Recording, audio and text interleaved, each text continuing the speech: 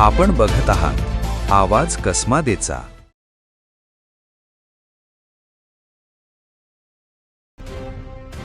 कळवण तालुक्यातील नांदुरी परिसरात मध्यरात्री भीषण अपघाताची घटना घडली। सप्तशृंगी गडावर देवीच्या दर्शनासाठी निघालेल्या पुणे जिल्ह्यातील चाकण येथील भाविकांच्या इर्टिका कारचा अपघात होऊन वाहन थेट पुलावरून खाली कोसळले। सुदैवानं या दुर्घटनेत कोणतीही जीवितहानी झाली नसली तरी एकाच कुटुंबातील 6 जण जखमी झाले। मिळालेल्या माहितीनुसार मध्यरात्री 1 वाजेच्या सुमारास नांदूर येथील खासगी कांदा मार्केट परिसरातील धोकादायक वळणावर चालकाला रस्त्याचा अंदाज न आल्याने इर्टिका कार पुलावरून खाली कोसळली। अपघात इतका भीषण होता की वाहनाचं मोठं नुकसान झाले। या अपघातात रोहिदास गारगोटे, मीना गारगोटे, ओम गारगोटे, समृद्धी गारगोटे, सुमन गारगोटे आणि भैरू गारगोटे हे जखमी झाले।